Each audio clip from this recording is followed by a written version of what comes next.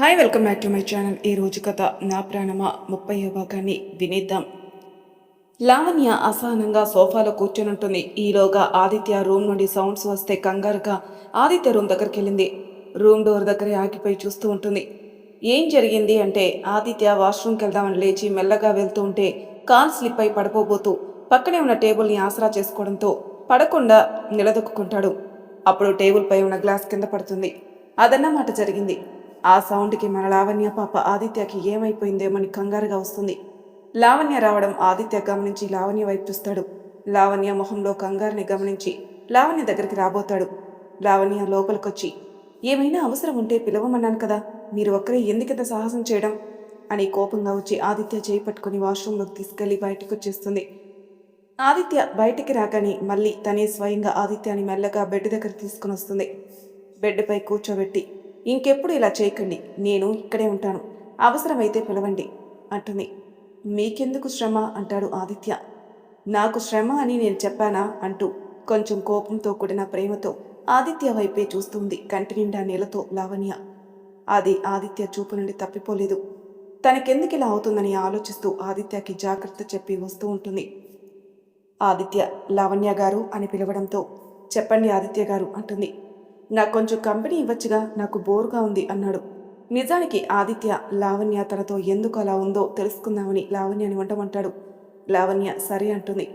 ఆదిత్యాన్ని మెల్లగా హాల్కి రమ్మని చెప్పి వెళ్తుంది. ఆదిత్య మెల్లగా హాల్లోకి వస్తాడు.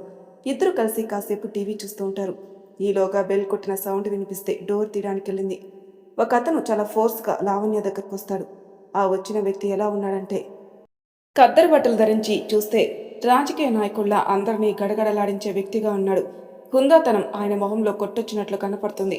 అంతేకాదు, డబ్బు వల్ల వచ్చిన మదం కూడా ఎక్కువగానే ఉంది. అంతటి భారీ శరీరం వేసుకుని అతను ముందురాగా తన వెనకాల బాడీగార్డ్స్ వస్తూ ఉంటారు. ఆదిత్య, ఎవరండి మీరు అని అడుగుతాడు.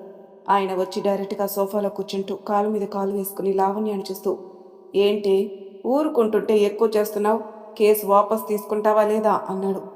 లావణ్య కొంచెం భయపడిన తర్వాత ధైర్యంగా, లేదు తీసుకోను, అయితే ఏం చేస్తావు అంది. ఆ వ్యక్తి, ఏం చేస్తానా అని పక్కనే ఉన్న బాడీగార్డ్స్లో ఒక అతన్ని సైగ చేయడంతో వాడు లావణ్య దగ్గరికి వస్తూ ఉంటాడు. ఆదిత్య అంతే, వాడి చేయిని వెనకాలకి మడిచి విరిచేస్తాడు. దెబ్బకి గురుడికి చుక్కలు కనిపించాయి. అనుకోని ఆ పరిణామానికి లావణ్య షాక్ అయి పక్కకు చూస్తుంది. ఆదిత్య కోపంతో వాడిని కొడుతుంటాడు. ఆ వ్యక్తి, ఏయ్ ఎవరు నువ్వు అన్నాడు. ఎవరినైతే నీకేంట్రా అన్నాడు ఆదిత్య. నా మనిషినే కొడతావా అన్నాడు ఆ వ్యక్తి. ఆడవాళ్ళ మీదకి చెయ్యెత్తే ఇలాంటి వాళ్ళకి ఇలాగే సమాధానం చెప్పాలి అంటాడు ఆదిత్య. ఆ వ్యక్తి, ముందు విషయం తెలుసుకొని మాట్లాడు అన్నాడు. అదేం చేసిందో తెలుసా? అది ఏంట్రా అది అన్నాడు ఆదిత్య. రానా అన్నాడు ఆ వ్యక్తి.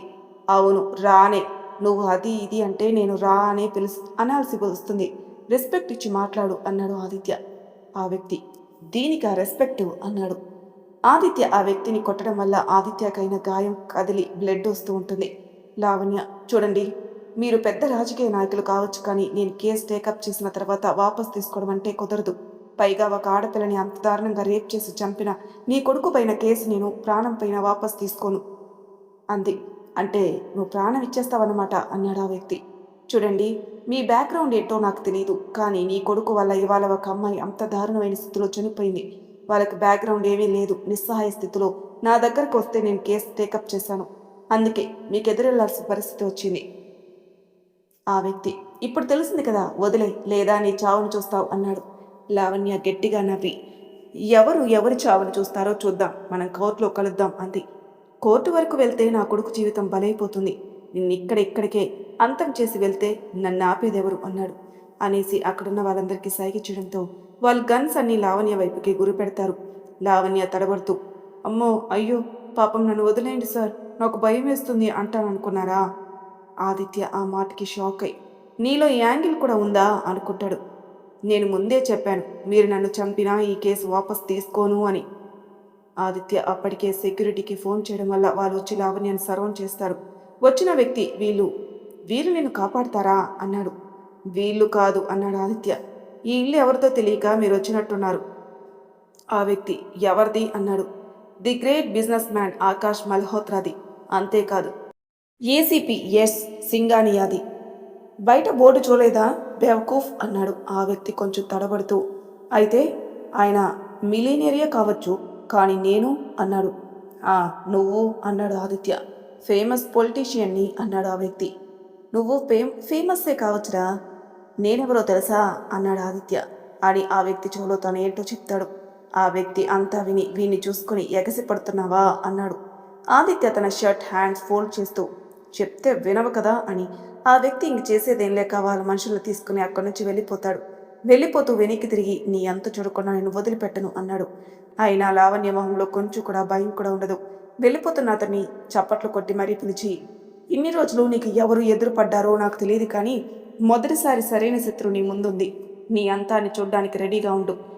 మీ కొడుకు లాంటి వాడి వల్ల ఎందరో అబలలు అమాయకులు బలైపోతున్నారు. ఇంటి నుంచి బయటికి రావడానికి భయపడిపోతున్నారు. అలాంటి వాళ్ళ కోసం నేను చేసే చిన్న సహాయం ఇది. నా ఈ ప్రయత్నం వల్ల మీ కొడుకు లాంటి వాళ్ళకి ఒక్కరికి శిక్ష పడినా చాలు అంటుంది. ఆ వ్యక్తి కోపంతో పళ్ళు పటపటా కొరుకుతూ అక్కడి నుంచి వెళ్ళిపోతాడు. లావణ్య అంత క్లియర్గా మాట్లాడుతుంటే కనురెప్ప వేయకుండా చూస్తూ ఉంటాడు ఆదిత్య. లావణ్య గారు, ఏంటండి ఈ మొండి ధైర్యం అంటాడు ఆదిత్య. లావణ్య అంతవరకు కోపంగా ఉన్న ఆదిత్య అలా మాట్లాడేసరికి కామ్ అయిపోయింది. ధైర్యం కాదండి, రోజు చూస్తూనే ఉన్నాం కదా, మొన్న నా పైన కూడా జరిగింది. అందుకే మూసుకొని కూర్చుంటే ఏం కావట్లేదు. నేను ఎదుర్కోవాలి అనుకుంటున్నాను, సమస్యలపై పోరాడాలి. అందుకే నేను ఈ కేసు టేకప్ చేశాను. అయినా ఈ కేసు గురించి అన్నయ్యకి యష్కి చెప్పాను. వాళ్ళు ఓకే అయిన తర్వాతనే కేసు తీసుకున్నాను.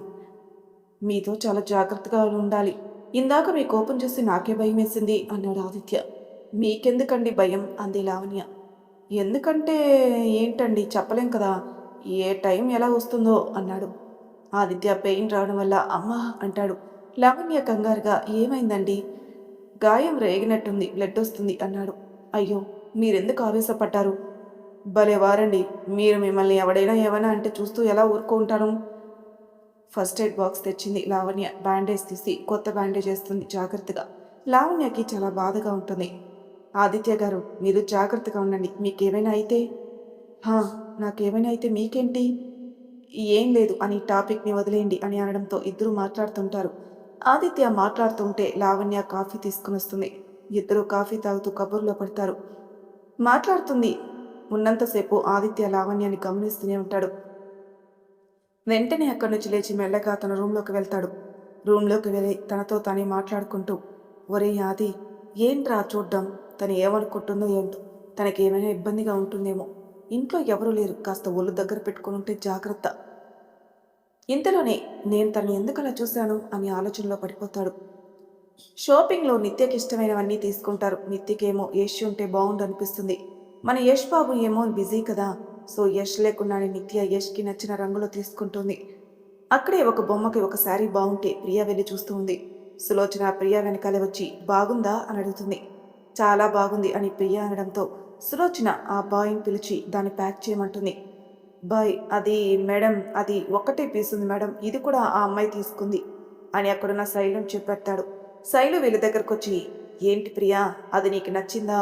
చో చో చో, నీకు నచ్చింది ఏది నేను వదలనగా అంది. చూడు శైలు, అది నువ్వు తీసుకున్నావని తెలియక మేము సెలెక్ట్ చేసుకున్నాం అంది సులోచన. మీరెప్పుడు ఇంతేగా, నేను ఇష్టపడింది మీరు తీసుకుంటారు అంటుంది శైలు. ఆ మాట ప్రియని కలిచివేస్తుంది. ప్రియ, వదిలేండి అత్తయ్య, మనం వేరే తీసుకుందాం అంది. అదేదో లైఫ్లో కూడా చాయిస్ తీసుకోవచ్చు కదా అంది శైలు. ఏం మాట్లాడుతున్నావు అంది ప్రియ. నువ్వు అనుకున్నదే అంది శైలు. ఇంకొకరు దాని మీద ఆశపడే మనస్తత్వం కాదు నాది, అలాగని నాదైన దాన్ని ఎవరికి ఇవ్వను అంది. నీది అనేది ఎలా తీసుకోవాలో నాకు తెలుసుగా అంటుంది శైలు. సులోచన ఇక పదమ్మ ప్రియ అంటుంది. ఇద్దరు వెళ్ళిపోతారు. షాపింగ్ అంతా కంప్లీట్ చేసుకుని ఫుడ్ కోర్ట్కి వెళ్ళి ఫుడ్ ఆర్డర్ తీసుకొని తింటూ ఉంటారు ప్రియ వాళ్ళు. రాజ్ ప్రియకి కాల్ చేసి ఎక్కడ అనడంతో తనున్న లొకేషన్ని షేర్ చేస్తుంది. రాజ్ కూడా వచ్చి వాళ్ళతో జాయిన్ అవుతాడు. ప్రియ ముభావంగా ఉండడం గమనిస్తాడు రాజ్. ఏమైంది ప్రియా అన్నాడు. ప్రియా సైలెంట్గా ఉంది. నిన్నే ప్రియా మాట్లాడుకుండడంతో నిత్య ప్రియను వదిన అని కదపడంతో ఏంటి అని లోకంలోకి వస్తుంది. రాజ్ ఏమీ లేదులే అని ప్రియని తినమంటాడు. ప్రియ తినకపోవడంతో ప్రియా దగ్గరికి జరిగి తినమని పిలుస్తాడు. ప్రియకి తినిపిస్తూ తను తింటూ ఉంటాడు. ఈలోగా యష్ అక్కడికి వస్తాడు. యష్కి కోపంగా ఉన్న మెల్లిగానే రాజ్తో మాట్లాడతాడు. రాజ్, ఏంట్రా ఇదంతా అంటాడు యష్. ఏమైందిరా అన్నాడు. ఏమైందేంట్రా, నువ్వు చేయబోయే కొత్త ప్రాజెక్ట్లో నాకు వాటా ఎందుకు ఇచ్చావు? అది కూడా 50%. ఎందుకంటే ఏంట్రా, ఇంకా ఎన్ని రోజులు ఇలా ఎలాగో మీకు వచ్చేదే కదా, అంటే మా చెల్లికి వచ్చేదే కదా, నువ్వు మా చెల్లిని చేసుకుంటున్నావు, సో ఇప్పటి నుంచే నేను ఇందులో ఇన్వాల్వ్ చేద్దామని. నువ్వెందుకు నన్ను ఇన్వాల్వ్ చేసావో నాకు తెలుసు. దీనికోసమే నేను నీ చెల్లెలు చేసుకోవాలి అనుకుంటే నేను చేసుకోను అన్నాడు. అక్కడున్న వాళ్ళిద్దరు ఏం మాట్లాడుకుంటున్నారో అస్సలు అర్థం కాదు. నిత్య రాజ్ దగ్గరకు వచ్చి, ఏమైందన్నయ్య, డిస్కషన్ ఏంటి అని అడుగుతుంది. ఏం లేదురా, శైలుతో చేసే ప్రాజెక్ట్లో 50% వాటా వాడికి ఇచ్చాను, అందుకే వాడికి కోపంగా ఉంది అన్నాడు రాజ్. యష్ కోపంగా రాజ్ వైపు చూస్తాడు. ఏదైనా మాట్లాడుకునేది ఉంటే ఇంట్లో మాట్లాడుకుందాం, అంటే అందరూ కలిసి ఇంటికి ప్రయాణం అవుతారు. ఇంటికి చేరుకోగానే అందరూ సీరియస్గా హాల్లో కూర్చొని ఉంటారు. రాజ్ వాళ్ళ తాతయ్య, ఏమైందిరా అందరూ అంత సీరియస్గా ఉన్నారు అన్నారు. యష్ రాజ్ తనకిచ్చిన వాటా గురించి చెప్తాడు. ఆకాష్ గారికి ముందే తెలుసు, అందుకే సైలెంట్గా ఉంటారు. మిగిలిన వాళ్ళు ఆశ్చర్యంతో చూస్తూ ఉంటారు. ఇంతలో ఆకాష్ గారు, నాన్న, నాతో చెప్పే చేశాడు ఈ పని. ఎంతైనా తను ఆడపిల్ల కదా, స్త్రీధనం కింద ఇస్తున్నాం అనుకుందాం.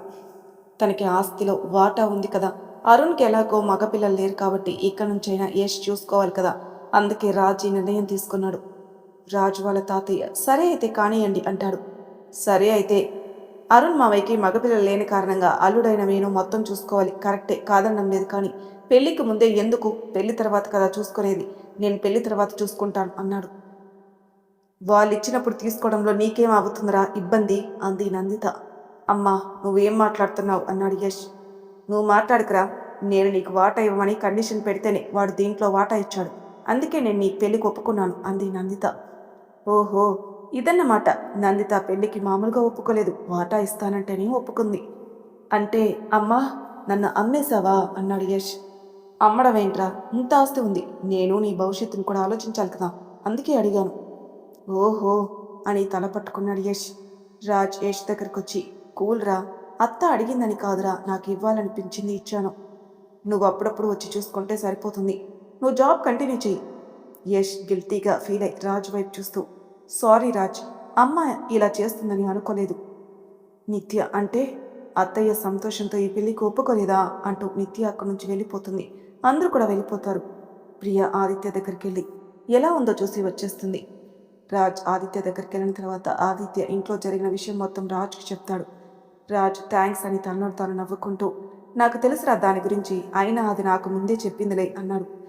ఆదిత్య, అది కాదురా, వాడు చూస్తేనేమో పెద్ద పలుకుబడి ఉన్నవాడిలా ఉన్నాడు, ఎందుకో మనం కొంచెం జాగ్రత్తగా ఉంటే మంచిదిగా అన్నాడు. సరేరా, ఏదేమైనా కానీ నా చెల్లికి నా సపోర్ట్ ఎప్పుడు ఉంటుంది అన్నాడు రాజ్. సరే, నువ్వు నాకు చెప్పావు కదా, నేను చూసుకుంటాలే అనేసి అక్కడి నుంచి రాజ్ రూమ్లోకి వస్తాడు. ప్రియ డిన్నర్ ప్రిపేర్ చేయడానికి వెళ్తుంది. డిన్నర్ రెడీ అని అందరికీ భోజనానికి రమ్మని పిలవడంతో అందరూ భోజనానికి వస్తారు. నిత్య భోజనం చేయడానికి కిందికి రాదు. ప్రియ నిత్యాన్ని పిలవడానికి రూమ్లోకి వెళ్తే, నాకు ఆకలిగా లేదు ఉంటుంది. ప్రియ వచ్చి నిత్యకి ఆకలిగా లేదంట అనడంతో అందరూ తినేసి ఎవరి గదిలోకి వాళ్ళు వెళ్తారు. ప్రియ నిత్యకి భోజనం ప్లేట్లో తీసుకుని వెళ్తుండగా యష్ వచ్చి, ప్రియ ఆ ప్లేట్ ఇవ్వు, నేను తీసుకెళ్తానని తను తీసుకెళ్తాడు నిత్య దగ్గరికి. నిత్య యష్ రూమ్లోకి ఎంటర్ కాకని మొహం తిప్పేసుకుంటుంది. యష్ నిత్య అన్నం తినని ప్లేట్ ముందు పెడతాడు. నిత్య కోపంతో యష్ దగ్గరకు వచ్చి ప్లేట్ పక్కన పెట్టి యష్ కాళ్ళని పట్టుకుంటూ కళ్ళలోకి సూటిగా చూస్తూ, అసలు ఎలా కనపడుతున్నారా మీ అమ్మకి నేను, అంటే వాటా ఇస్తేనే నీకు నాకు పెళ్లి చేస్తుందా, లేకపోతే మన పెళ్లి చేయదా అంటుంది. యష్ నిత్య చేతిలో నుంచి కాలర్ విడిపించుకొని నిత్య చేతుల్ని పట్టుకుని, నాకు తెలిస్తేనే కదరా నేను ఇంతవరకు రాణిస్తానా, నీకు తెలుసు కదరా అంటాడు. పోరా అని అనుకుంటూ బెడ్ పైన మౌనంగా సహనంగా కూర్చుంటుంది నిత్య. సారీరా అన్నాడు యష్. నిత్య సైలెంట్గా ఉంటుంది. సరే కానీ ముందు అన్నం తిను అని యష్ తినిపిస్తూ ఉంటాడు. తినిపించడం అయిపోయిన తర్వాత నిత్యని హక్ చేసుకుని డీప్ లిక్ లాక్ ఇచ్చేసి, ఏం ఆలోచించుకు పడుకో అని చెప్పి నిత్యని పడుకోబెట్టి దుప్పటి కప్పి బయటకు వచ్చేస్తాడు. రాజ్ కోసం వెతికితే రాజ్ టెర్రస్ పైన ఉండడంతో అతని దగ్గరికి వెళ్తాడు. రాజ్, నువ్వేం చేసావో నీకు తెలుస్తుందా, నువ్వు చేసిన పని నాకు ఏమాత్రం నచ్చలేదు. నాకు నచ్చలేదురా, నా చెల్లెల కోసం చేయాల్సి వచ్చింది అన్నాడు. అదెంత సెన్సిటివో నీకు తెలుసు, అసలే చావు అంచన దాకా వెళ్ళొచ్చింది, ఇంకా తనని ఇప్పుడు ఇబ్బంది పెట్టడం ఇష్టం లేకే దీనికి నేను ఒప్పుకున్నాను అన్నాడు. ఇచ్చింది ఎవరికో కాదులేరా, నీకేగా. సారీ రాజ్, నువ్వు వాటా ఇస్తేనే నేను నిత్యని బాగా చూసుకుంటానుకుంటే పొరపాటురా, నువ్వు ఇచ్చినా ఇవ్వకపోయినా దాన్ని నాకు ఇస్తున్నావు కదా, అదే చాలు, దాని గుండెల్లో పెట్టుకొని చూసుకుంటాను. నాకు తెలుసురా, నిత్య అంటే నీకు ప్రాణమని, అందుకే నేనే అత్త కోసం ఇదంతా చేశాను అన్నాడు. ఒప్పుకున్నానని దాని కంట్లో నీళ్లు చూశాననుకో, నీకుంటుందిరా నా చేతిలో అన్నాడు రాజ్. ఊరుకోరా, దాని కంట్లో నీళ్లు నీ కంటే ముందు నేనే చూడను అన్నాడు యష్. అలా ఇద్దరు మాట్లాడుకుంటుండగా అక్కడికి ప్రియా వస్తుంది. మరి తర్వాయి భాగంలో ఏం జరుగుతుందో ఎపిసోడ్స్లో తెలుసుకుందాం. అంతవరకు నా ఛానల్ సబ్స్క్రైబ్ చేయని వాళ్ళు ప్లీజ్ సబ్స్క్రైబ్ చేసుకోండి, లైక్ చేసి షేర్ చేయండి. మీ అభిప్రాయాలు నాకు కామెంట్ రూపంలో తెలియజేయండి. Thank you for listening.